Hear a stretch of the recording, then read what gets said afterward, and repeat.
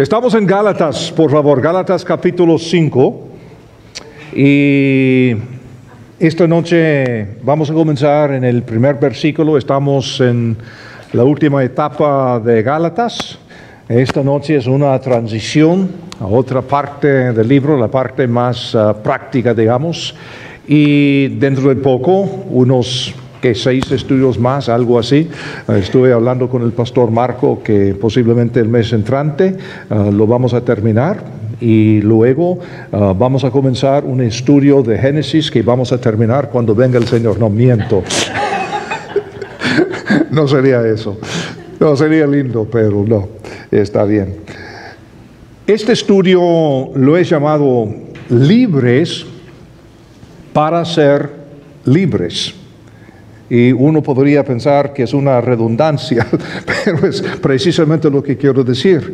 Somos libres para ser libres. En otras palabras, somos libres no para ser esclavos. Y ese es el problema con el legalismo. El legalismo es una forma de esclavitud. Y por eso Pablo está tan enojado en esta carta que está escribiendo a las iglesias en Galacia, porque unos judaizantes, que quiere decir personas de un fondo judío y quieren que todos los seguidores de Jesús sean judíos también, y estaban llegando para obligatoriamente decir a los gentiles que tendrían que convertirse en judíos para lograr una espiritualidad verdadera. Y Pablo no está contento. Pablo está enojado. De hecho, lo calificamos como herejía. ¿Por qué? Porque el legalismo propiamente no es una preferencia para cosas anticuadas o sea, hay iglesias que tienen un montón de preferencias. Su preferencia es que todos lleguen bien vestidos, que esto, que el otro, que el estilo de música. Eso es preferencia. El legalismo es cuando estas preferencias o cualquier otra cosa se convierta en una ley. Que uno es obligado a hacer esto, a hacer el otro, o no hacer tal cosa para lograr la espiritualidad. ¿Por qué es herejía?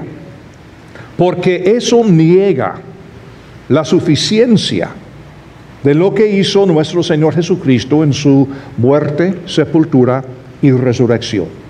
Y además niega la suficiencia del Espíritu Santo de Dios viviendo dentro de nosotros los creyentes para guiarnos y darnos gracia para vivir una vida santa que el Señor quiere, no por nuestros esfuerzos, no por cumplir ciertas reglas, sino por estar en una relación amorosa con Dios mismo. O sea, esta es la idea. Ahora, Gálatas 5, versículo 1.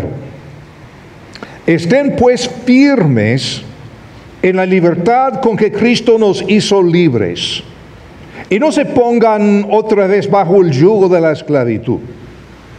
Ahora, como digo, aquí tenemos una transición, un momento clave, un momento muy importante en esta carta de Gálatas.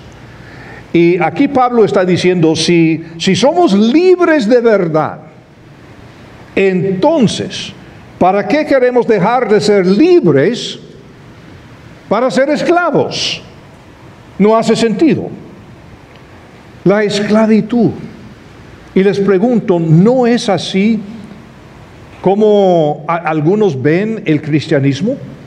Posiblemente algunos compañeros de trabajo, de estudio, familiares, amigos, cuando hablas de Cristo en mente tienen la imagen de una iglesia rígida con un montón de reglas y leyes y con caras muy serias y todo esto. Y cuando alguien quiere hablarles del Evangelio, la imagen mental que tienen por la experiencia es esclavitud. Entonces ahí tenemos un problema si queremos compartir nuestra fe. Entonces, ¿es cierto que el cristianismo Es un conjunto de reglas y leyes y prohibiciones y caras serias. ¿O es ser libre? Es tener gozo. Es tener libertad. Por esto lo que Pablo proclama acá es de gran importancia y relevancia también.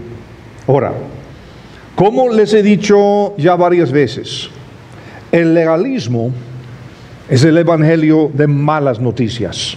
Ahí estoy jugando con las palabras porque evangelio quiere decir buenas nuevas. Pero cuando alguien está predicando un evangelio así, en realidad el evangelio es un evangelio de malas noticias. Y por eso en versículo 2 Pablo dice: he aquí yo, Pablo, les digo que si se dejan circuncidar, de nada les aprovechará a Cristo. ¡Qué fuerte! Porque estos judaizantes, a los hombres de las iglesias en Galacia, les estaba obligando a circuncidarse.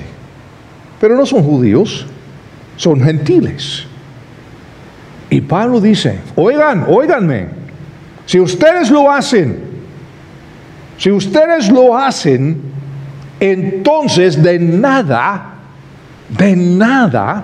les aprovechará Cristo. Está hablando de perder la salvación, nada que ver, ni es el contexto. Pablo está diciendo: ¿para qué? Entonces, ¿para qué murió Cristo?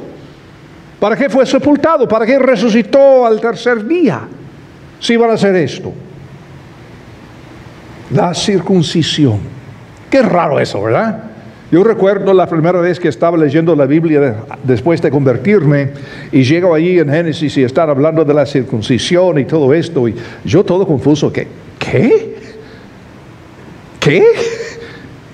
¿Cuál es la importancia de la circuncisión? Por supuesto, yo ignorante, no entendía el simbolismo, ni el significado verdadero en el mundo, o sea, no entendía nada. Sabemos que la circuncisión de los hombres era la señal de la promesa que Dios hizo con Abraham. El Señor le iba a hacer de Abraham una gran nación, y todas las familias de la tierra iban a ser benditas en él. Entonces la circuncisión fue la señal. Pero lo que yo no entendí a los 18 años, la primera vez que yo me di cuenta de todo esto, es que la circuncisión ha existido desde antes de la historia. Es decir, antes de Abraham, antes de Noé. Tenemos récord de circuncisión en varios pueblos de la tierra. Es decir, que no fue algo que Dios inventó para hacer sufrir a los hombres de Israel. Esa es la imagen que algunas veces tenemos. ¿Por qué hizo eso Dios? Bueno, Dios no hizo nada. Lo que hizo Dios fue brillante. Los estudiosos no saben exactamente ni cuándo ni dónde tiene sus orígenes la circuncisión. Creen que posiblemente en el este de África, siglos y siglos antes de Abraham. Y lo que sabemos, en muchas culturas, la circuncisión de los hombres representaba una señal, un sello, una identidad tribal, muchas cosas, muchas implicaciones, mucho simbolismo. Entonces Dios no inventó nada, sino que tomó algo de la cultura, algo entendido por todos como señal, como sello, y le dio un nuevo significado, algo mucho más profundo. Oigan, cuando el Señor dijo a Abraham: Abraham, quiero que tú y todo hijo tuyo sea circuncidado, Abraham no dijo: ¿circuncidado? ¿Y qué es eso? Él lo captó de inmediato, porque fue algo muy común y corriente. Entonces Dios, como suele hacer, estaba tomando de la vida cotidiana y usando lo conocido para enseñarnos lo desconocido. Entonces estaba tomando esta señal ya en uso, pero usándolo para enseñarles una relación con Dios que no tenían idea. Brillante. Y fue, como digo, una señal entre Dios y los hombres de Israel. Entonces, ¿por qué está tan preocupado Pablo? Porque estos maestros falsos que estaban entrando en Galacia estaban dando la impresión que para ser espiritual ustedes tendrán que hacer esto y aquello. Momentito. Entonces quiere decir que lo que hizo Cristo no era lo suficiente. Ese es el punto. Pablo puede permitir algunas diferencias de opinión, tradición, preferencia, como nosotros. Pero traza una línea cuando alguien está implicando que lo que hizo Cristo no es lo suficiente. No hay que agregar nada a lo que Cristo hizo. Cuando murió, ¿qué dijo? Consumado es. Nadie puede añadir nada.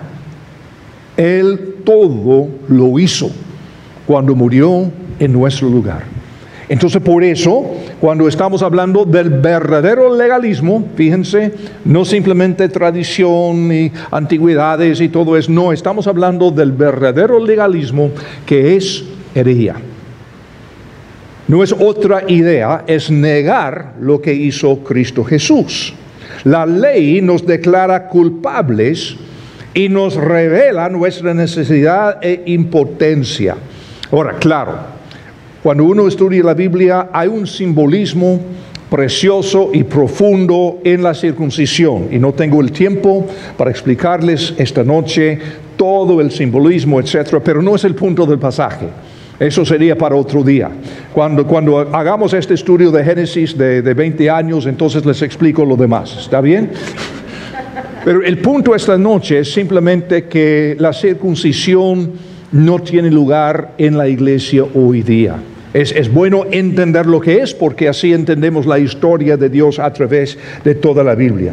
Ahora, versículo 3.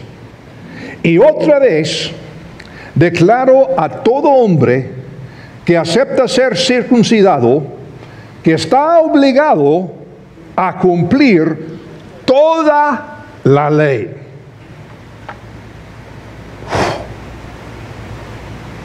Dos cosas muy importantes que Pablo ha dicho. Si lo hacen, entonces de nada les aprovechará Cristo y además estará obligado a cumplir toda la ley. En otras palabras, Pablo estaba diciendo en voz alta, pensar antes de cortar. Este es el punto. Momentito, antes de hacer tal cosa, hay que entender las implicaciones, las consecuencias. De nada les servirá Cristo y obligado a cumplir toda la ley. La ley es todo o nada. Y someterse a la circuncisión, dice Pablo, y eres obligado a vivir de acuerdo con toda la ley. Y el punto que Pablo ha hecho hasta aquí, nadie puede hacerlo. Ni Abraham, ni Moisés, ni Josué, ni Daniel, ni Jeremías, ni Isaías. Nadie puede cumplir con toda la ley. Un solo hombre que a la misma vez era Dios, Jesucristo. El único. Es imposible. Ese es el punto. Santiago escribió otra carta en la Biblia a aquellos todavía bajo la influencia de la ley, personas que habían salido de un fondo hebreo, recién convertidos, pero luchaban para entender la misma cosa. Entonces, ¿qué pasa cuando alguien que no es judío quiere seguir a Cristo y nosotros tenemos que dejar nuestra tradición y todo esto? Y Santiago escribió, en Santiago capítulo 2, versículo 10, porque cualquiera que guarda toda la ley, pero ofende en un solo punto, se ha hecho culpable de todo. Ahora, muchas veces predicadores sacan ese versículo fuera de contexto para darnos miedo. Si tú no cumples con todo lo que dice la Biblia, algún día en el tribunal de Cristo ahí vas a estar avergonzado y todo esto, porque una vez viste esta pornografía, una vez tomaste demasiado, una vez gritaste esto, que no sé qué, que no sé qué. Y no es el punto que Santiago está haciendo el mismo punto que Pablo. Está diciendo, oigan, sí, somos judíos, claro que sí, pero oigan, ya no vivimos bajo la ley, porque si vivimos bajo una parte de la ley, tenemos la obligación guardarlo todo, y quebrar una parte de la ley es quebrar todo. No es el propósito de la ley, guardar la ley para lograr la salvación o la espiritualidad. No, siempre ha sido por la gracia de Dios. Versículo 4, Pablo dice, ustedes que pretenden ser justificados en la ley, han quedado desligados de Cristo y de la gracia han caído. En otras palabras, si quieres vivir bajo la ley, ya estás separado de Cristo. Desligado, separado, apartado. Él te dio un regalo de gracia y ahora quieres ser circuncidado y quedar desligado de Cristo. ¿Qué es eso? Y de la gracia han caído. De nuevo, somos buenos para sacar estos versículos fuera de su debido contexto y hablar de perder la salvación. Nada que ver. No está hablando de recibir ni perder la salvación. Estamos hablando acá de creyentes en las iglesias de Galacia y falsos maestros que están entrando, amonestándoles que guarden toda la ley como si fueran judíos y de hecho convertirse en judíos para ser espirituales y todo esto. Y Pablo está diciendo que no, mil veces que no. No estamos hablando de la manera de la salvación, ni estamos hablando de perder la salvación. Está hablando de que si yo soy salvo por la gracia del Señor, ¿por qué quiero bajarme de este nivel de gracia para vivir como esclavo? Si me dan libertad, ¿por qué no quiero salir de la prisión? No tiene sentido. Eso es caer de la gracia. Eso es apartarme de la relación que tengo con Cristo. De nuevo, nada que ver con la salvación, pero tiene que ver con la relación con Cristo Jesús. ¿Es cierto que uno puede ser salvo y alejarse de Dios? Claro que sí, lo vemos todos los días. Entonces, esto está diciendo Pablo. Precisamente, de la gracia han caído. Son dos sistemas operativos totalmente diferentes, como Windows y Mac. Una o la otra. Gracia, ley. Ley, gracia. No es un poco de gracia, un poco... No, es imposible, dice Pablo. No son compatibles. ¿Cómo se ve esa libertad que tenemos en Cristo Jesús? ¿Cómo se ve de verdad? Versículo 5.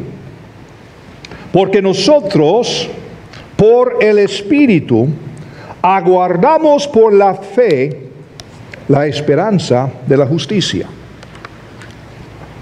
Pues en Cristo Jesús, ni la circuncisión, ni la incircuncisión valen nada, sino la fe que actúa por medio del amor.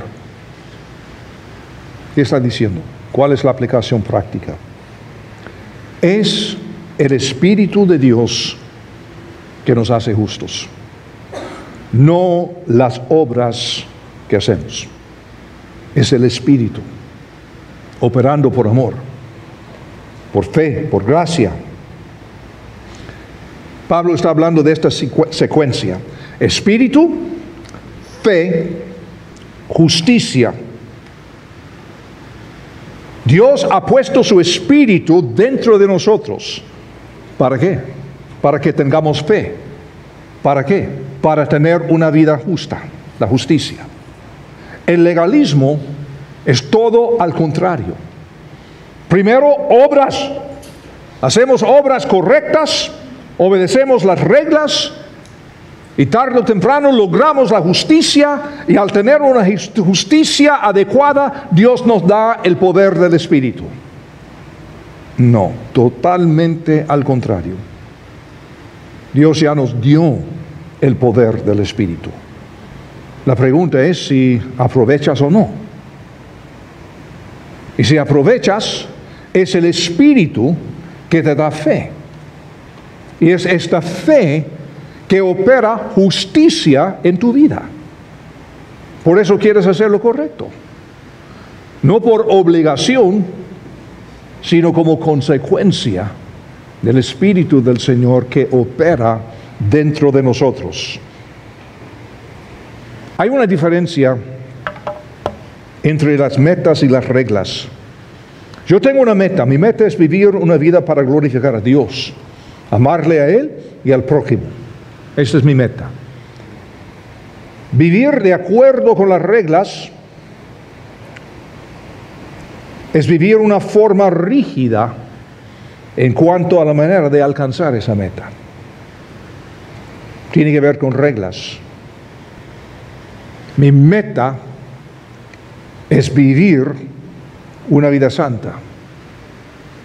Pero esta vida santa viene de fe, que viene del Espíritu que Dios puso en mí.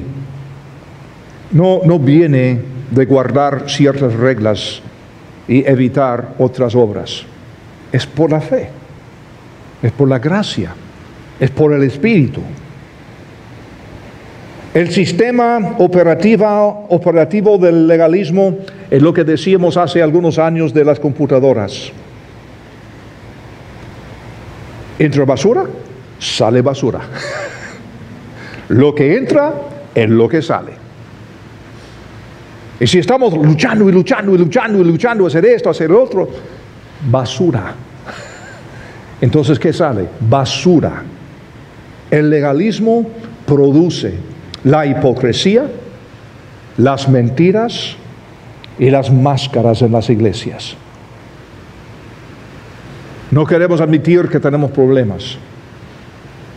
No queremos hablar de nuestros problemas.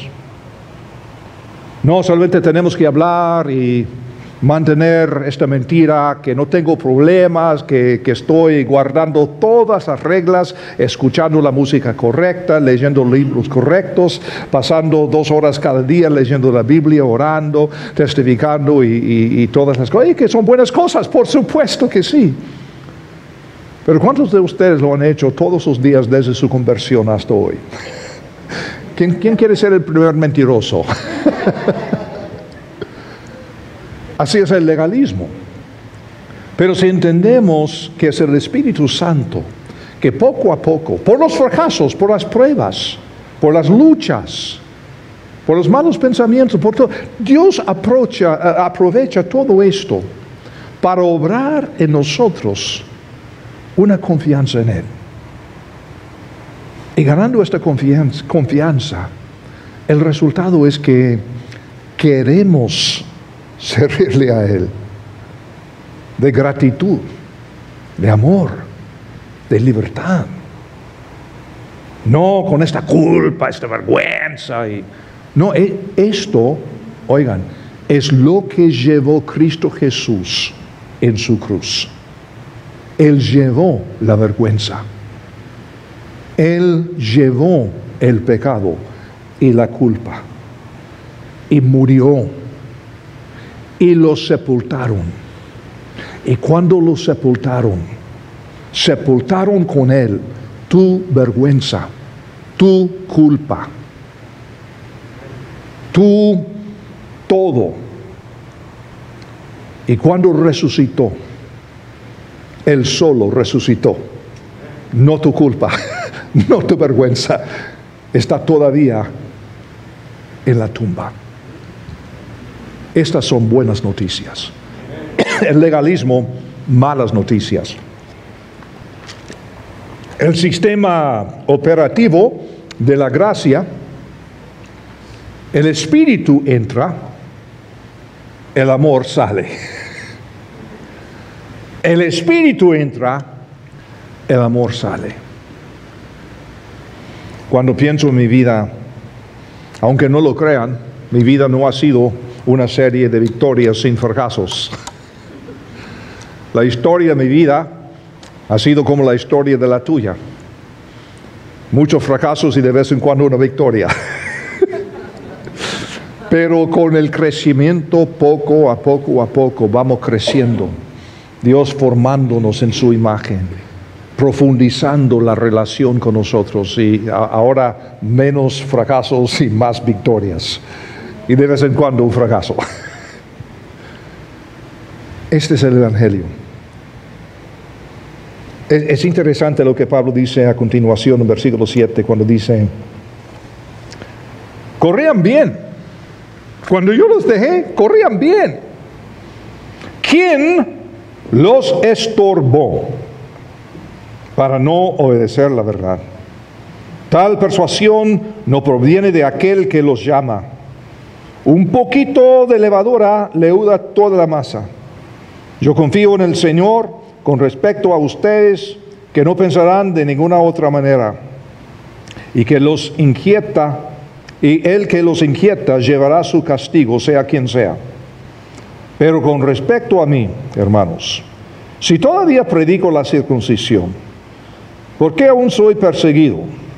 En tal caso se habrá quitado el tropiezo de la cruz. Mucho dice Pablo. Primero, observen. Él dice: ¿quién los estorbó? No dice qué, dice quién. Es decir, esta idea no vino de Dios, ni tampoco la Biblia. Él, Dios, los llamó a ser libres. La Biblia, el Evangelio, habla de una libertad. Los legalistas dicen que todo tiene que ver con obedecer la Biblia. Claro que hemos de vivir una vida de acuerdo a las enseñanzas de la Biblia, pero el legalismo, de hecho, nos obstaculiza de obedecer la verdad de Dios, porque nos enseña a mentir y andar con máscaras, usar la hipocresía, dar un aspecto que no es real. En la Biblia, en su debido contexto, lo importante no son las reglas individuales, porque como hemos dicho, y como dice Pablo, es imposible guardar la ley. Así que intentar hacerlo necesariamente resulta en hipocresía y máscaras. Y dentro de poco, fracaso. Esta idea no viene de Dios ni tampoco de la Biblia. Viene de seres humanos que o no entienden la Biblia o que no conocen a Dios de verdad, o que se han metido tanto a su propio pecado que han perdido de vista lo que es el Evangelio. El Evangelio verdadero es una amenaza enorme, no a los no creyentes, sino a los religiosos. Y son los religiosos que son la amenaza más grande al Evangelio. Si ustedes de veras han compartido mucho el Evangelio, hablamos de esto el domingo antepasado, cuando estuve aquí en el ministerio hispano y Pastor Marco estaba en un tiempo familiar, hablamos de la necesidad de compartir el Evangelio. Y si uno sabe lo que es compartir el Evangelio, entenderá que quizá el obstáculo más grande a recibir a Cristo es la imagen al mundo que da la iglesia y los creyentes legalistas. Yo no quiero ser como fulano. Yo tengo un compañero de trabajo, se llama fulano de tal, y dice que es cristiano, y honestamente no quiero ser como él. Es un tipo muy áspero que ni quiero estar con él, ni quiero almorzar con él, ni quiero algo que ver con él. Si esto es ser cristiano, no, gracias. El problema no son los inconversos, sino los creyentes que han caído de la gracia. Parece que Pablo tiene en mente a un individuo cuando dice aquí un poquito de levadura leuda toda la masa, y habla de quien quiera que sea, singular. Pero el punto es este: el legalismo viene de gente, no la Biblia. Y los legalistas dicen, pero ¿cómo aprenderán a vivir en justicia? No sé, posiblemente de Dios o del Espíritu Santo. Pero lo que quieren es controlar a la gente, aparentar algo que no lo son. Quieren controlar. Yo aprendí a vivir gracias a pastores y maestros y libros y todo esto, que son ayuda tremenda, pero básicamente yo aprendí lo que es andar en el Espíritu por fracasar muchas veces, sufrir las consecuencias y decir, tiene que haber algo mejor. Voy a ver lo que dice la Biblia otra vez. Y poco a poco aprendiendo.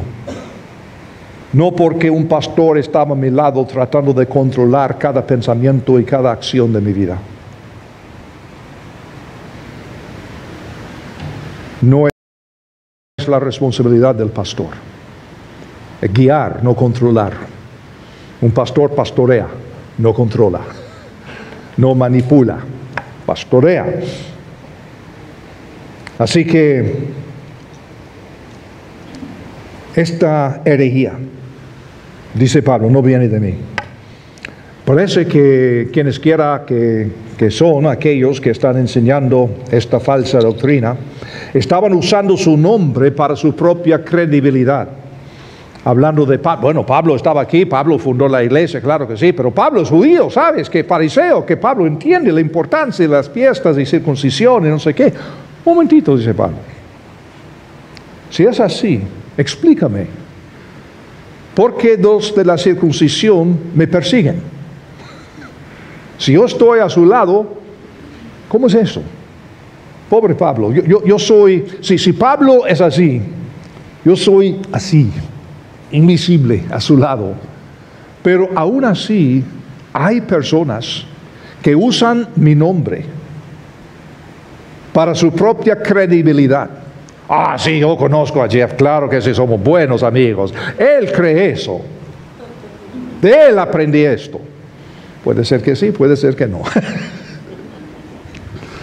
Pero así son las personas, no queremos usar nombres para entrar, ganar nuestra propia credibilidad. Y estaban, por supuesto, si hacen esto conmigo, que no soy nadie, imagínate cómo hacían con Pablo. Y este es el punto. No viene de Pablo esta herejía. Y entonces Pablo aquí habla del tropiezo de la cruz. Cuidado, contexto. ¿Cuántas veces hemos escuchado, y yo también he sido culpable en años atrás, no, el tropiezo de la cruz, y que por eso muchos no quieren aceptar a Cristo, porque hay un tropiezo de la cruz?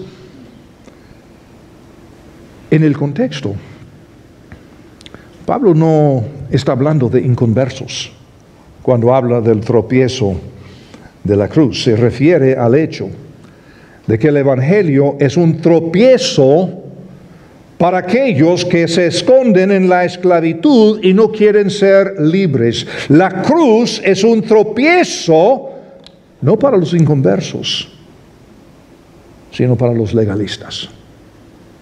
No aguantan la cruz. Lo que decía antes, que cuando Cristo murió, llevaba consigo tu vergüenza, tu culpa, tu pecado, los míos también. Y cuando lo sepultaron, y cuando resucitó al tercer día, dejó todo esto en la tumba. Él solo resucitó y yo resucito con Él, no tan solo en la resurrección futura, sino en la resurrección cada día que amanezco. Y Pablo está diciendo, esta cruz es tropiezo para el legalista que busca controlar a la gente con culpa y vergüenza y pecado y miedo y temor y todas estas cosas que Cristo dejó en la tumba. El tropiezo de la cruz. Este es el contexto. Ahora, qué locura que estaban hablando, discutiendo sobre la circuncisión. ¿Qué?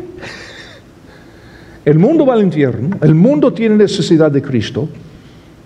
Hemos recibido del Señor una misión, discipular las naciones,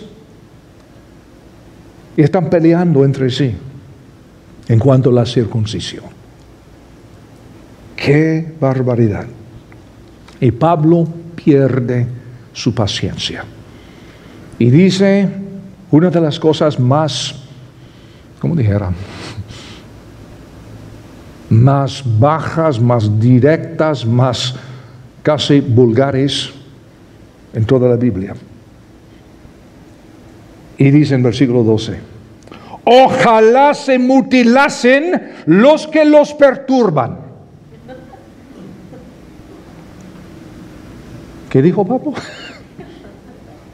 Es todo muy correcto esta traducción que tenemos, pero no capta el sarcasmo ni el enojo de Pablo. Literalmente Pablo está diciendo, ojalá aquellos legalistas, si creen tanto en la circuncisión, fueran totalmente al punto de castrarse. ¿Está claro? Esto es lo que dijo Pablo. ¿Creen que está enojado un poco? ¿Creen que es cosa seria el legalismo? No, el pastor fulancita, él sí, un poco legalista, pero lo amo tanto. Hermanos, y ustedes que nos ven por video, por internet o lo que fuera, por favor no me escriban pidiéndome qué hacer porque tu pastor es legalista, la iglesia es legalista. Ya te dije, salir, buscar otra iglesia. Hay un cáncer en la iglesia que raras veces se cura. Y si el pastor tiene este cáncer, cuando se supone que sabe mejor, usted seguramente no va a tener mucha influencia, siendo un miembro cualquiera, y así es la mentalidad de estos tipos, quieren controlar. Nadie llega al nivel del pastor. El pastor es la autoridad más alta, que no sé qué. Claro, que no estamos hablando aquí de orden, estructura, que tiene su lugar, por supuesto que sí, pero si usted tiene este problema, sabe de qué estoy hablando. Y la solución no es hablar y hablar y hablar y hablar y hablar, pero tengo muchos amigos y que yo sé que es una buena persona, que su esposa es muy, muy, muy linda, que no sé qué, que... Ok. ¿Estás dispuesto a sacrificar a tus hijos para quedarte ahí? Porque casi te puedo prometer que cuando tengan sus 16, 18 años, estarán saliendo. Porque habrán visto la contradicción, la hipocresía. Y si tus amigos en la iglesia te valen tanto, dale duro. Pero por favor no me pide consejo porque ya te di mi consejo. Y creo que tengo la mente de Pablo por lo que vimos la semana pasada. Hablando antepasada, cuando estaba hablando del hijo de la esclava. ¡Échalo! ¡Échalo! Ya no es el momento de hablar, es el momento de estar firmes en la gracia de nuestro Señor Jesucristo. Ay, hermano, no puedo creer que usted le dijo a alguien salir de una iglesia. No de una iglesia, sino de la iglesia legalista. Porque hay muchas iglesias que no lo son. No somos locos nosotros al pelear sobre cosas así. Estilos de adoración, como vestirse, traducciones de la Biblia, tatuajes, todo eso. Y como digo, cada quien puede tener sus preferencias. Y jóvenes que me escuchen, mientras que estás en la casa de tu papá y él está pagando las cuentas, si él quiere decir que vayas al colegio todos los días con lechuga en tu cabeza, entonces todos los días vas al colegio con lechuga en tu cabeza, porque estás en su casa. Y si esta es su preferencia, pues está bien honrar a padre y todo esto, sí lo entiendo. Pero padre, por favor, no culpes a Dios. Esto es lo que va a destruir tu hijo. No permito un tatuaje en este caso. Está bien, pero no culpes a Dios. No lleves a tu hijo levítico o algo así, sacando algo totalmente fuera de contexto, y si lo estudias bien, vas a quedar totalmente avergonzado por tu propia ignorancia, porque nada tiene que ver. No culpes a Dios, porque tus hijos tienen una herramienta más poderosa que lo que tuvimos nosotros, Google.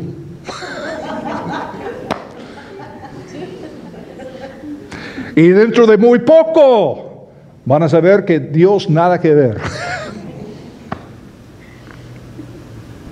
Así que quiere sus tradiciones y sus reglamentos en tu casa, lo entiendo totalmente, yo tenía los míos también. Pero no vamos a culpar a Dios. Que Dios sea Dios y que el papá sea papá, la mamá sea mamá.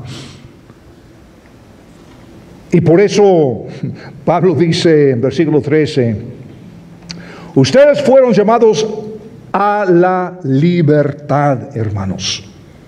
Solamente que no usen la libertad como pretexto para la carnalidad. Más bien, sírvanse los unos a los otros por medio del amor. Porque toda la ley se ha resumido en un solo precepto. Amarás a tu prójimo como a ti mismo. Pero si se muerden y se comen los unos a los otros, miren que no sean consumidos los unos por los otros. Hemos sido llamados a ser libres, no a pelear. El Señor Jesucristo dijo en Juan 13 que por el amor el mundo conocerá que somos sus discípulos. Y además no solamente unos para otros como cristianos, sino al prójimo. Si alguien conoce la ley es Pablo, fariseo, estudioso. Pablo había memorizado cada regla de la ley. Y aquí así nomás resume todo en una sola regla. Ama al prójimo como a ti mismo.